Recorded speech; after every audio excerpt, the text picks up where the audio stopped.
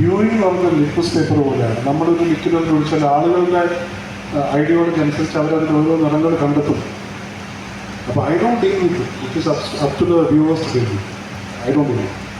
സമൂഹം ഒരുപക്ഷെ ഒരു ക്രിയേറ്റീവ് നിങ്ങൾ എഴുതുന്നതിന് മുമ്പോ എഴുതുന്നതിനിടയിൽ പോലും ചിന്തിക്കാത്ത രീതിയിൽ ഇൻ്റർപ്രിട്ടേഷൻസ് കൊണ്ടുവരുമ്പോൾ how do see that interpretation?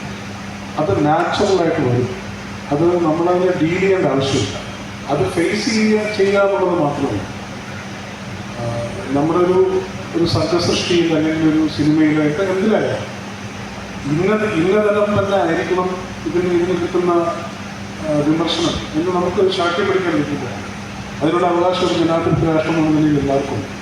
അപ്പോൾ അവർ പറയുന്നത് പറയട്ടെ എന്നുള്ളത് മാത്രം. താങ്കൾ ചിന്തിക്കാത്ത തരത്തിലായിരിക്കും പലപ്പോഴും റിയാക്ഷൻ റെസ്പോൺസസ് വരുന്നത്.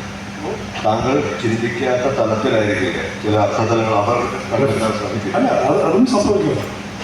അത് ഒരിക്കലും അതിനെ ഒരു ആ ജോണർ വീണ്ടും നോക്കേണ്ട എന്ന ഒരു വിചാരം കൊണ്ടുവരാറില്ല. അത് ഞാൻ മനഃപൂർവ്വം എഴുതി തുടങ്ങിയ ആളല്ല, മനഃപൂർവ്വം എഴുതിക്കൊണ്ടിരിക്കുന്ന ആളുമല്ല. ഞാൻ എഴുതുന്ന ഓരോ സിനിമയും എൻ്റെ ആദ്യത്തെയും അവസാനത്തെയും സിനിമ ആയിരിക്കാം എന്നുള്ള പൂർണ്ണ ബോധ്യത്തോടുകൂടി തന്നെയാണ് ഞാൻ എഴുതുന്നത്. പ്രത്യേകിച്ച് ഞാൻ എടുക്കുന്ന സബ്ജക്ട്സിൽ ആ ഒരു റിസ്ക് സോഫാറുണ്ട്. അപ്പോൾ അതൊരു അവസാനത്തെ സിനിമ ആയിരിക്കാം എൻ്റെ എന്നുള്ള ഒരു അറിവില്ല.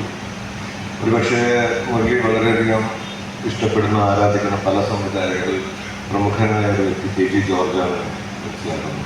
അദ്ദേഹത്തിൻ്റെ ഒരു പേസാണോ മുരളി നോക്കാൻ തീരുമാനിച്ചത്, അതോ അതും അറിയാതെ വർണ്ണിച്ചിരുന്ന അദ്ദേഹം ഒരു എന്താ പറയുക സാൽവാട്ടാണ്.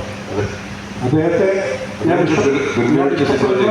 ഞാൻ ഇഷ്ടപ്പെടുന്ന ബഹുമാനിക്കുന്ന ഒരുപാട് ക്രിയേറ്റേഴ്സ് ഒരാളാണ് അദ്ദേഹം.